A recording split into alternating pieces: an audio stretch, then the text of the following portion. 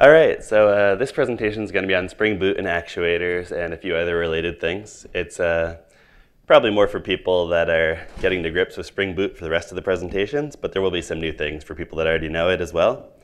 And it's going to lead into a presentation that's tomorrow by another member of our company named Mike Gendelman, and he'll be doing cool things with using console to make discoverable apps and things cloud ready and stuff like that. So it's a really good baseline. I'm John Humphreys. I'm from NOMURA Securities. It's kind of like Japanese Bank of America. We're in the, all of us, Victor included, are there, but I'm in the infrastructure engineering group. We mostly do high-end monitoring, and we also get about 20 billion data points of server metrics on a daily basis. And we write counselors and things like that crunch them using Hadoop to try to downsize our data centers and other interesting things like that. We migrated a suite of about 5 or 6 applications, plus another suite of 30 or so is going across for individual monitoring platforms, all to Spring Boot. And it's just amazing how you can just delete swaths of code that you used to have. So it's a really good change. Makes them very uniform, very deployable, and it makes your operations teams very happy. So with that said, I'll get started. I'm going to go through the introductory stuff a little fast, because I think this is probably over 40 minutes and I have to crunch it down. But if you have any questions, just stop me and we'll try to build an actual app with this at the end. So first of all, we're going to go over problems with development in Java. I mean, these are problems with any language. People keep solving the same problems, and they're not what you're supposed to be working on. The point of coding is to build business added value. You want to literally build your trading algorithms, your streaming music service like Pandora, or whatever you're doing. Anything else is usually a waste of time. And Java specifically has a lot of boilerplate in it. I mean, you have to do tons of configurations to get a basic web service running. You have to do the same packaging, deployment, monitoring every single time. You're probably going to do it differently, so you're going to end up with 10 different implementations. Your ops teams probably can't code that well, so they're going to spend a lot of time trying to adapt to whatever you have. You're going to get production errors, and everybody's going to be unhappy at 4 a.m. It's not very cool. So Spring Boot actually addresses a good deal of that for you, and it makes a big platform for addressing it better in the future. And it really does evolve fast, which is cool. According to them, it makes it easy to create standalone, production-grade, Spring-based applications you can just run, and they take a very opinionated view of third-party libraries. So basically, you can just get started. Things just work.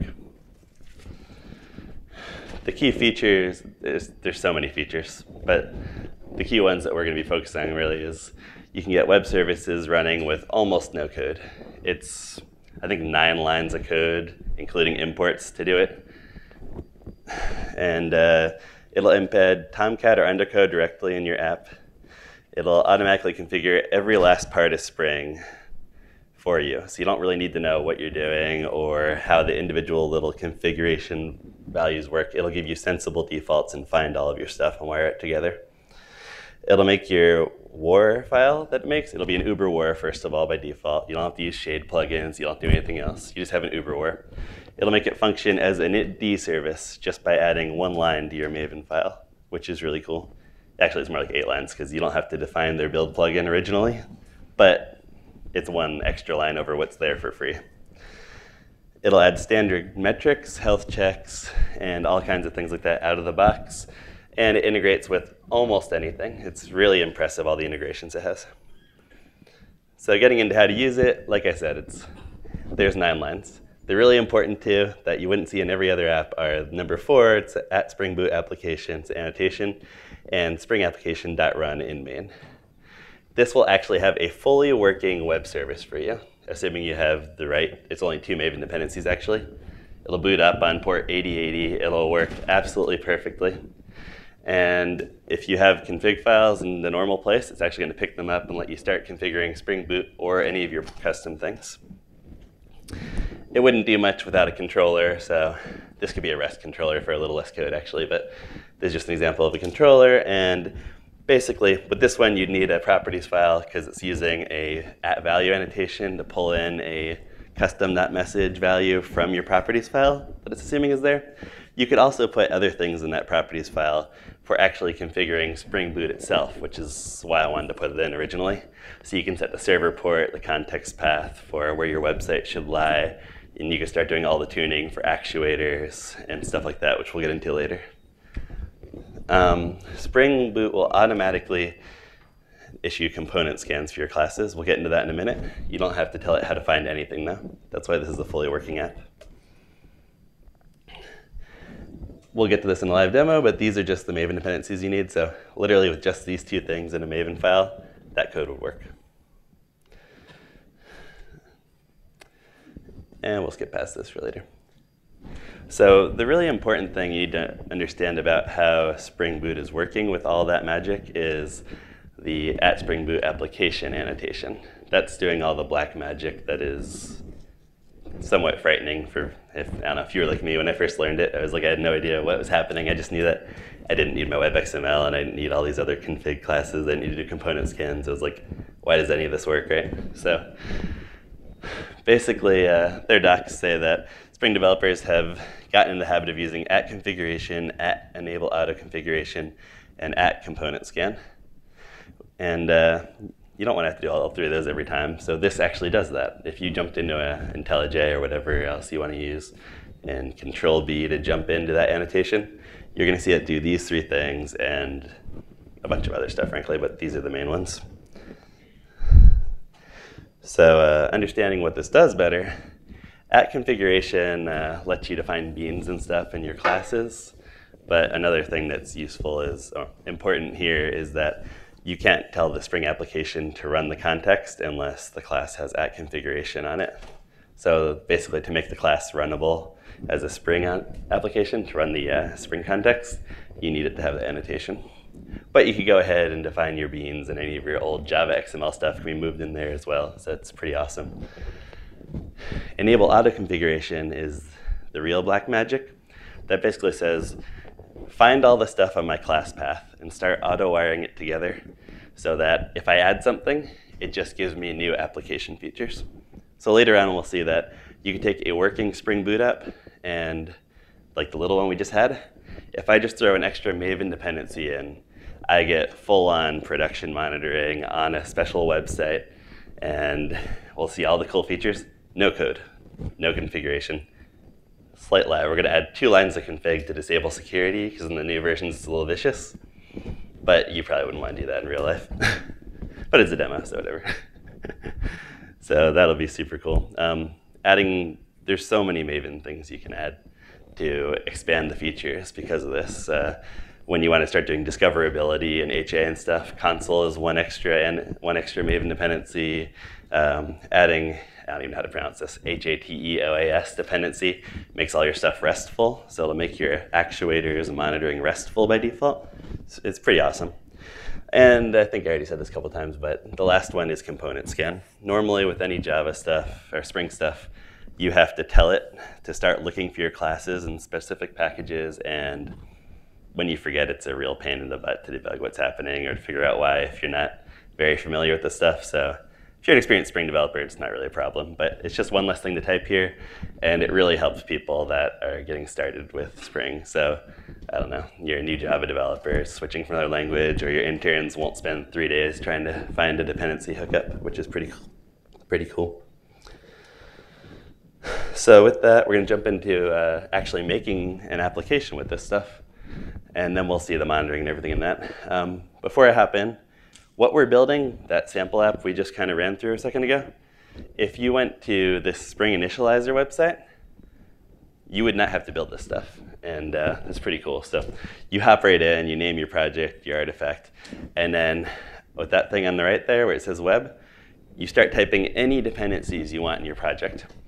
And they'll all just pop right up. And you get little tags like that. You get like a bunch of tags at the bottom right corner there. You hit go.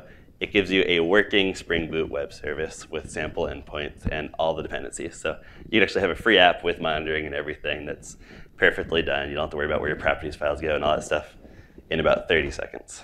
So they really want you to get up and running fast with this stuff. You're not supposed to be wasting your time doing anything generic. We're just going to do it so that you understand how easy it really is. Because if you got an app for free, like from an archetype, you'd assume it's doing something tricky.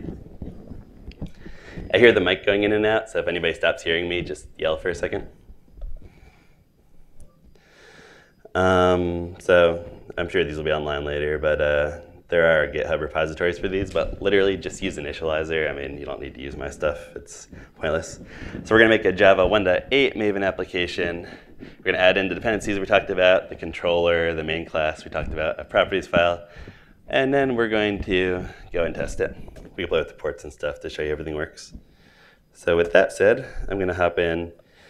You're probably going to have a little trouble seeing the side menus of IntelliJ, but I'm going to keep the font everywhere else really big here. We're going to create a new project from Maven, from an archetype. We're just going to use the quick start archetype. Oh, you're not seeing it? Is PowerPoint messing with me? Good? OK, apparently PowerPoint wins that battle. We're just going to call this whatever, com.spring.days.demo boot.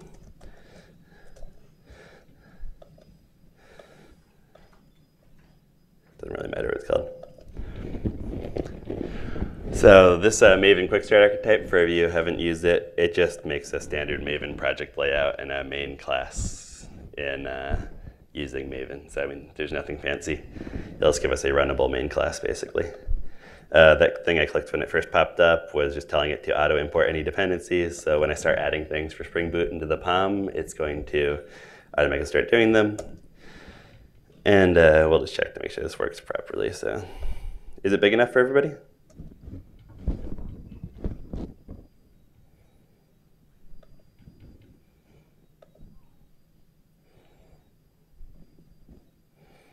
OK, so it imported properly. It's running. So we can start actually doing something. We have to blow up the console text whenever it goes. But so with that said, we're going to turn this into a Spring Boot application. The first things we need to do is I'm going to copy the parent POM in. So Spring Boot works off of a parent project. This POM defines a lot of things for you that really help a lot. So it'll give you build plugins.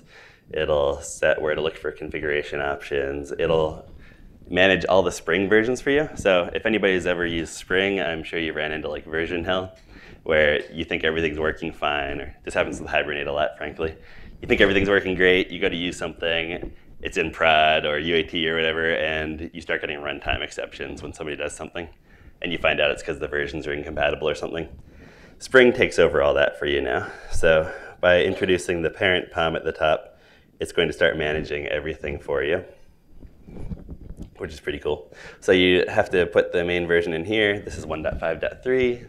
They release versions incessantly, so it goes up a lot, new features trickle in. But the important thing is any other Spring dependencies you decide to pull in yourself, you're not going to put versions on them. It's going to choose the right one and make sure you don't shoot yourself in the foot. So that's already a big win right there over just trying to do this stuff with Spring manually. The other thing that I had said you needed earlier for this simple demo is the starter web dependency. So this will introduce, you use this one if you want Tomcat, basically, I believe. There's ones for Undertow. There's ones to say that I don't want any of this stuff because I'm going to deploy to an app farm. So there are different dependencies based on what you want to do, but this is the common one you're going to see everywhere. And if you just want to run a web service on a Linux box or Windows, whatever, this is probably where you're going to pull in. So with that, we have all the things we needed for our project. So we're literally going to come in here and just start typing @Spring Boot application. I'm going to cheat and use all the autocomplete I can. Did everything just get darker?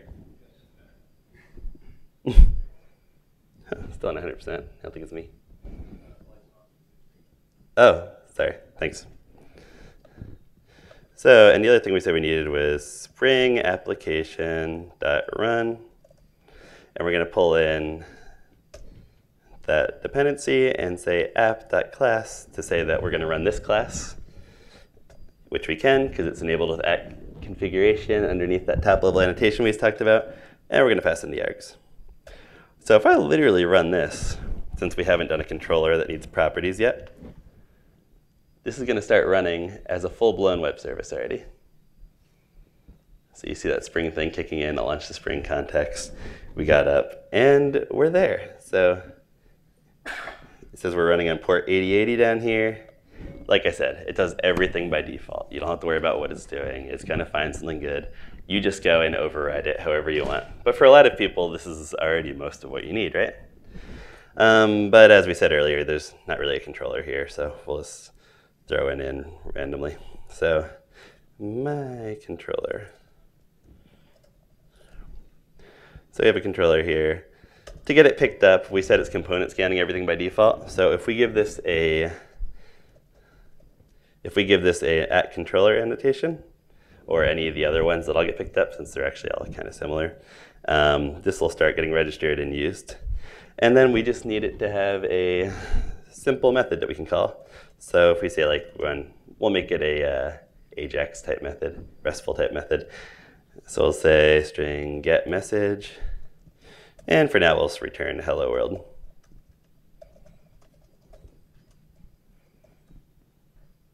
Because I'm not very imaginative. And we're going to have to say its request mapping is message. And we'll make it a response body method. That means that it's just going to return a string. We don't have to worry about like MVC sort of stuff in this particular instance. You could have also just used a REST controller to make this a little more concise. It's the same difference, really. So if I restart the app now, it should find this controller and give us a message of hello world when we go to it. We haven't added that extra @value annotation, so we don't need a properties file yet. So if we hop in here, and I said it's running 8080 by default, so there we go. Hello world, we got our message. It's pretty awesome, right? Now this does pull in everything for you, so like I said, it's going to look for default things in default places. So if we add a resources directory, this is where Maven projects historically save their configuration files and other things like that, and other project resources, and we name a application.properties file, it's going to pick this up automatically. So it'll also pick up YAML files. You really get to do whatever you want. It's going to help you. So you put in whatever you want to use for it, and it'll just start using it. So if we type in like our custom message, hello spring days. Oh, you guys deleted everything somehow.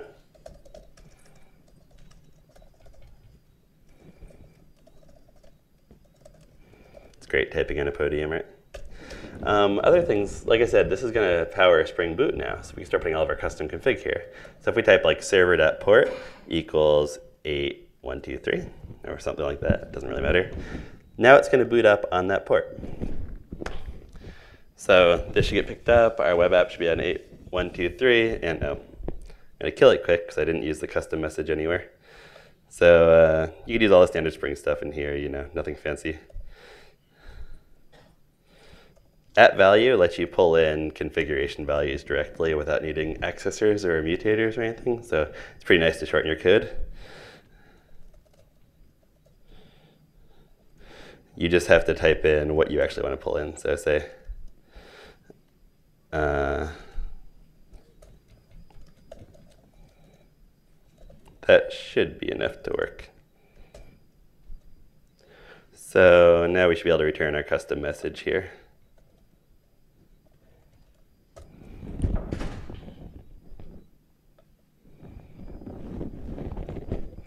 Another side note while this is running, once you add the Spring Boot Maven plugin to your actual project POM, you're going to start to have that tool available for just running from your Maven window if you want to. I just keep running it from the main class currently out of laziness. I'm not going to bother blowing this up, but this is port 8123 now. So if we hop over to our normal thing, we should be able to switch to 8123, message. Oh, apparently it didn't work. There we go, hello spring days. So that's pretty cool. That was the basis of our sample app that we've already run through. So now we can get into the actuator features. Looks like we're doing okay on time here, so we could actually analyze the actuator features pretty well. So if I take an actuator dependency here, as I promised earlier, because of the enable auto configuration thing, it's going to analyze my class path, figure out that these monitoring jars are here, and it's going to instantly start giving me stuff. So if I copy this dependency into our application here,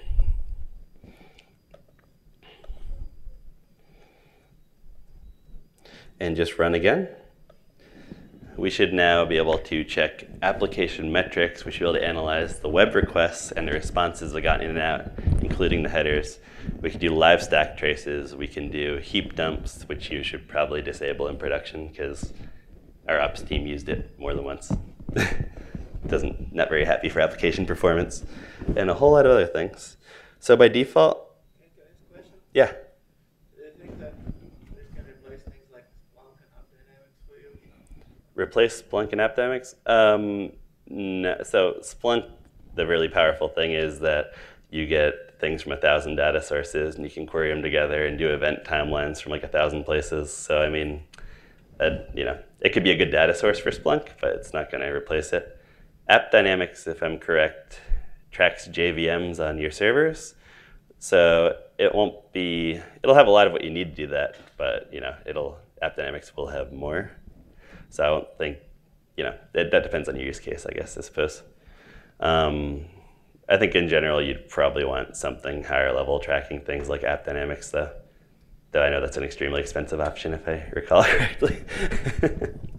But when you see the options, you'll understand that you can do a lot of this. It depends on like how comfortable your teams are automating things and what your op teams are doing and stuff like that. I think this has most of what we need most of the time, unless you're maybe talking about algo trading apps or anything, which a lot of the time aren't going to be in Java anyway. So one other thing I'm going to add in here quickly is the one I said earlier. To make Actuator RESTfully browsable, you actually want to have this HATEOS, H-A-T-E-O-A-S dependency. What is it? HATEOS. Thank you. I've been wondering how to say that for like 3 years. I was trying to look for phonetic spelling online once and didn't find it. So yeah, this will give us a /actuator endpoint that lists everything. And since I have a nice pretty print JSON thing in my browser already, Chrome has 1,000 of them, it's going to make things clickable. So you just dive in and really see everything easily. I believe Actuator's smart enough that it'll probably go on that 8123 port, but if not, it'll be on 8080 by default. Yeah, here we go. So this is Actuator now. Big enough for everybody? I can blow it up easily. OK. So this is the amount of endpoints it gives you. And you can add anything you want here. So you can really expand these things, a lot of them very simply. The info endpoint, for example, is going to start empty.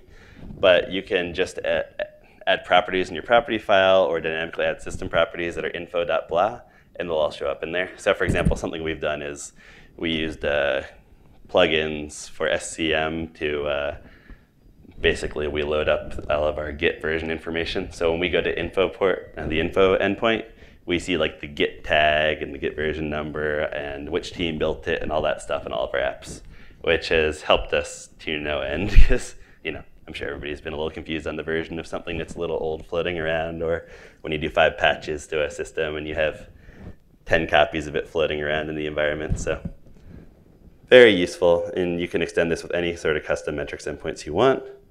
The default health endpoint, for example, this is just going to say OK, up. But if you had a database connection floating around, it would actually notice it, and it would tell you that the database connection is actively connected. You don't have to tell it to do that. It's just going to start monitoring your database for you. You can expand this one a lot to start using it behind load balancers. But to go to some of the cooler ones, this is the other thing I was talking about. It's actually kicking in security. So I have to copy in a couple little properties here. I'm going to cheat. This is everywhere online, so you wouldn't have to Stack Overflow this. When these properties are in, then we'll suddenly be able to view all the more advanced information in here. The metrics endpoint is going to show you all kinds of things about the system you're running on and the JVM that you are running. Once it's up, there we go. Here we go.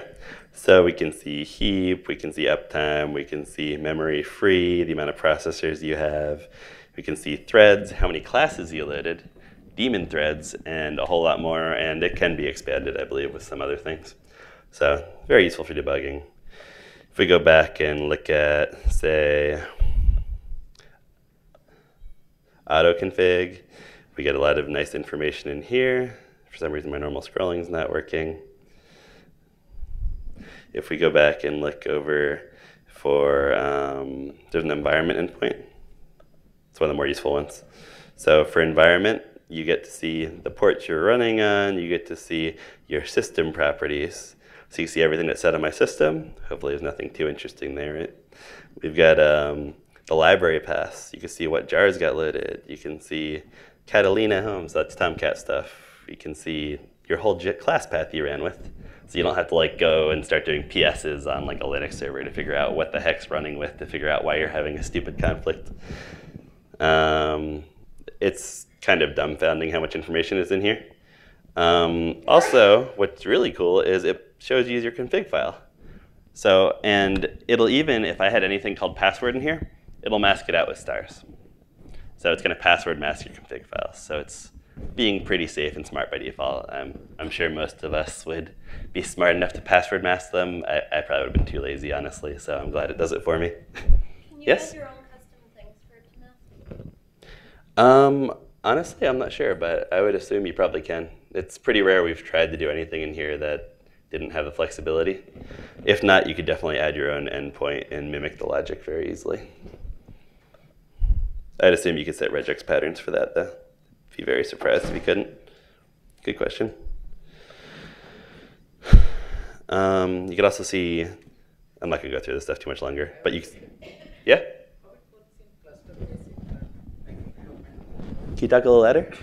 Cluster-based environment, like if I have multiple nodes, how it works in the multiple nodes, like the cluster-based environment. Each one would have its own actuator.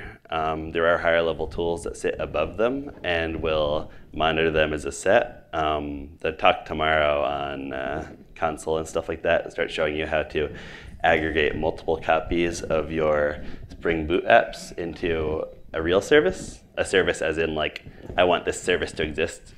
I want at least 5 copies of this to be on and floating around and healthy at all times. And if one goes down, go add it in and make them discoverable and all that. So console is one thing that can help you make an app, or several instances of an app, work as a single unified service. But there's, like I said, it integrates with like everything. So there's a lot of different options for that. So will it add any performance impact on the application? Because if you go to the metrics, it's loading 6,000 classes, like what I read. I assume that's not loading 6,000 classes. I assume that's just analyzing what classes are already in your application. But it's running an embedded Tomcat server, so that alone is going to add a lot. But you are going to have your own way of doing that. Like if you use if you use Service Wrapper or any of those other options, you're still going to have Tomcat or something, unless you're deploying to a server farm. So, a server farm means you just throw the jar somewhere and it goes. Whereas this or any of the related options where you have Uber jars, you just drop it in a box and type /run. So, it'll have the same overhead roughly. I don't think it's going and counting the classes every time it does that. I'm sure it's just a JVM statistic it pulled. So when we used to work with profiler, this Actuator, like Sorry, a little louder. it's spanning multiple daemon threads and writing into some shared location. That's adding like a little bit memory overhead, like it's 100 MB for those daemon threads. It's tracking the daemon threads that are already there because of what you're already doing. It's not doing them. It's noticing that you have, it's just looking at your app and saying, here's what your app is doing. It's not, there's a little bit of overhead for the monitoring stuff, but your app's already doing that. It's saying, here's the state of your app. It's not tracking itself, it's tracking your app. So it won't write on any common file, like when you are running the Actuator, so how these statistics will be maintained? Will it write any common file? There's only like 50 of them or something. I'm sure it's probably in memory, but yeah, I'm sure for example, one of them shows you all the beans you have loaded and how they wire together and everything. I'm sure it's just analyzing your application context for that. So that wouldn't have too much overhead. It's just going to go scan it whenever you ask for it. Hopefully you're not asking for it every 50 milliseconds, in which case, yeah, it's probably not so good. There are other endpoints you have to be concerned about. There are stack trace endpoints, and there are actual heap dump endpoints, like thread dump endpoints.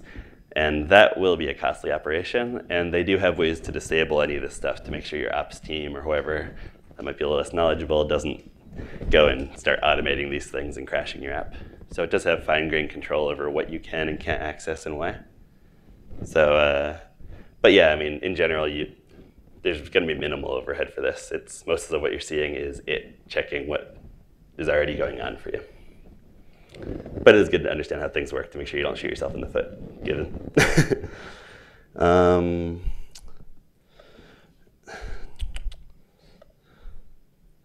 Here's a good example of a trace one. So if I come in here, I believe, and I go to our browser and run our, do I still have our endpoint anywhere? No. I'm looking for that custom message endpoint we did, whatever. 8123 message.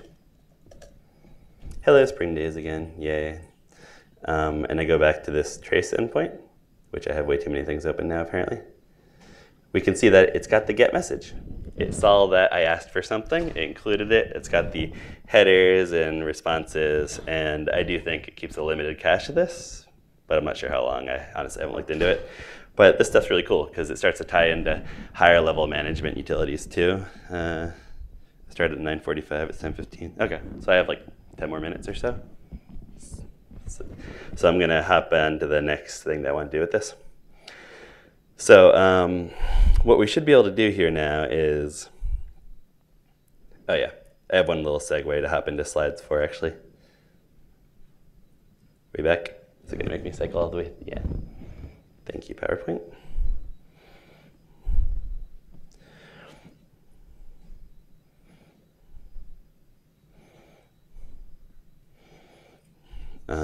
Okay, so I'm not going to do this. I don't have a Linux VM up, and you don't want to watch me try to do this for 10 minutes. But this Spring Boot Maven plugin, if you jumped into the parent POM, you would already see it there. It's already configured. And basically, this is what's building your Uber war for you, making your thing a single runnable jar war. And by default, this extra config in the middle, configuration, executable true, is not there. When you add this, it's going to take your Uber war that it's already building, and it's going to, I actually don't understand why this works. This is actually really interesting. Maybe somebody else can tell me after. But it's going to embed an init.d supporting, which is a Linux service where it can do service stop, service start, be managed. It's going to embed that init.d bash script right into the head of the jar. So if you actually, before this, if you, I don't know, use a text editor to view the jar, it's going to look like all binary. If you do this, the first 80 lines or so of the jar are actually readable bash script. And then you could start running the jar as a service, or you can create a symlink from etc init.d and Linux to it and start managing it with service stop, service start, and all the restart utilities for when your box crashes and everything. So very cool feature, very useful, and probably one of the main things you're definitely going to use with it. And that's literally all that's required.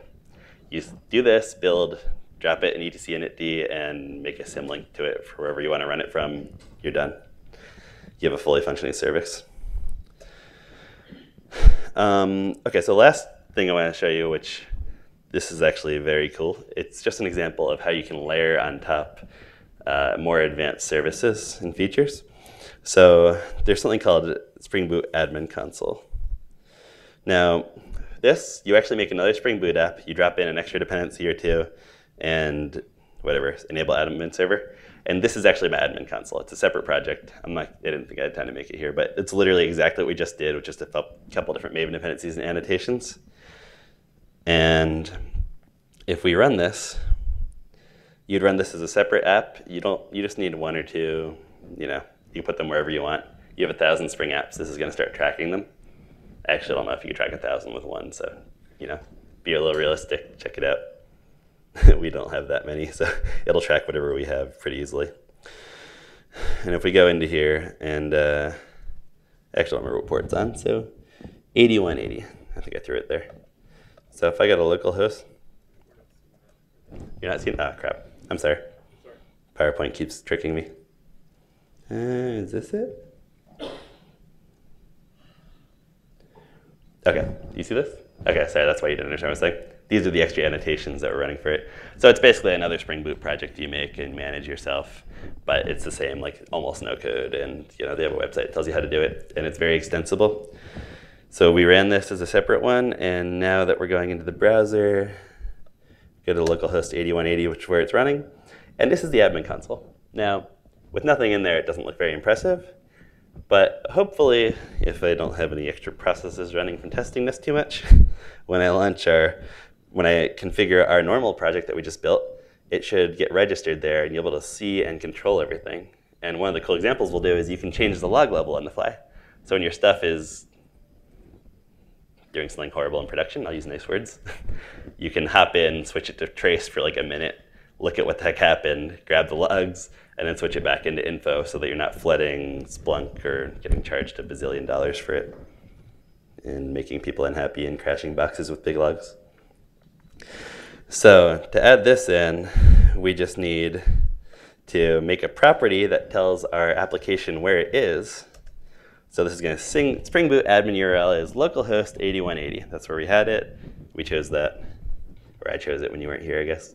But anyway, and then we have to add in one Maven dependency. So if we go back to my POM I keep stealing from, we're going to add code-centric Spring Boot admin starter client. The actual server website we're running had the same thing, but Spring Boot admin starter server. So that was pretty much the only extra thing you needed to build the Spring Boot server. So if we go run our app again, and we wait here, tentatively, because I think last time I tried this, it actually didn't work, but it works pretty well usually. The app should get scanned and registered into here, and we should be able to start. There we go. So it didn't make a liar out of me that time. So it popped up with a Spring Boot application. It tells you what server it's running on and more information. And you can name it however you want to. You can make them very recognizable. You can version different versions of your web services or whatever. And when you hop in, you can start to do the really cool stuff. So it's going to start exposing the actuator metrics. So you can see like GC statistics and HTTP sessions and JVM classes and everything here in health. You dive in, it'll start having metrics and counters, and you can add as many counters as you want. So when you want to start counting how things are happening in your apps, how many instances of requests, stuff like that, very easy. You just add it in. Very cool. You can view the environment. You can do, JMX. It's got a really good JMX manager. So you can start exposing classes by JMX, which if you don't know that, it lets you make classes that you can communicate with in a JMX protocol, which lets you trigger things in your app from outside of your app. So it lets you like make management utilities in your app, which is very cool. For example, if you wanted to make one to flush a cache that you have in your app, like you got some new data, you want it to go in really fast, you flush the cache, you can do that. And instead of having to get a JMX manager or script it or something, you can just go in here and click it. Very cool. And it'll find all the ones that are built in. So like you'd actually go into Java logging and start doing stuff and messing around. I'm not going to do that particularly, but you can look at all your threads. So when things are locked up, you know they're locked up. And I believe, yeah, it gives you interesting information on them. The ones that are running, it'll actually show you where they are and what they're doing right now. Super cool. Honestly, I'm not sure what auditing does, but you can see the HTTP traces that we talked about earlier, and you can expand them somehow. There we go. So you can see what people are doing on your web app. You can trigger a heap dump. I highly recommend you turn that off. So it will disappear from here if you disable it. I think it's actually a thread heap dump, but it doesn't crash your app, but it's very time consuming sometimes. Yeah. And yeah. Can you said turn it off, Can I what? do it during runtime? Can I do what? Can you enable and disable the heap dump in runtime? It's a property on the apps that are running. So this just analyzes what's available on the actuator and shows it. I think you could probably disable it across the board on here too, but not through the console. The point is just protect the person on the console from killing you, so you don't want them to have the ability to turn it on and off. You don't want ops to be like, ooh, look at this button. And you want it to be like, it's running, they can't do anything. We actually have a very good ops team, so I should stop being mean to them. Anyway, this is going to be the last. One quick comment, the folks that made this, they also have a microservices dashboard. The same, if you're using Boot for microservices, they have a little visualizer too. The same. How they all map together and everything? I'm sorry, come again? How they all map together and everything? Yeah. show you afterwards. But Yeah, that'd be awesome to see. Talk about it afterwards. It's one of the little things. And if you're a PCF user, this has all been integrated right into AppSpan. We actually use this app as the inspiration. Oh, cool. I was giggling when you said heap dumps because it took us about 3 months of engineering to figure out how to deal with running it in a container. Yeah. How do you actually get it to heap dump? So we just figured out some stuff like volume mapping and NFS. You just figured it off, and I told you to shut it off already. But we usually start by telling people to shut it off. Yeah. Unless they're in production. Cool. So anyway, this is going to be the last thing. I think I used up all my time, so I'm sorry if I'm running over. But this is going to be it. So if I come in here right now, and I'm sorry for switching back and forth, but if I go to our message, I keep losing that stupid message URL. Is it one of these? Okay. Message. Hello, Spring Days. You're getting tired of seeing that. You don't really see any logs here. I mean, I'm not going to try to read them to you, but you're not going to see anything. So if I go back to our console and I say root logger on trace, it already is like 50 pages down because of Spring logs. So now we can see everything that's happening, including a whole lot of stuff we don't want to see. So trace is probably aggressive for the Spring framework. But super cool. You can manage your logs in production, and it's a very happy time for everybody. So that was the end of that. That's everything I wanted to get through. I think I used up all the time. So any other questions? Yeah. What other techniques or tools do you guys use to automate monitoring of the admin console? Another talk. We honestly have a completely separate suite of automated monitoring tools based on something called Sentinel, which people don't really use outside the company. It's an old product, but it's very well deployed there, and it's very fast. Okay. But yeah, so I mean, I'm sure there are ways, but it's just, it wouldn't fall into the way we use it, so I haven't looked at it. So the use case that you're talking about here is more like I got a page or something, or an alert that says, hey. Yeah, like we would pull the actuator metrics regularly and use them in Sentinel to alert on things, and then they'd dive into here to see the health of the apps and figure it out fast, because it saves ops teams having to go in and run a bunch of Linux scripts and figure out which servers to go to. You don't need to know what servers you're on. You don't need to know what instances are it. And when you start having lots of active instances, it just finds it all for you. So it's a time save, but I'm sure you could use it for that too.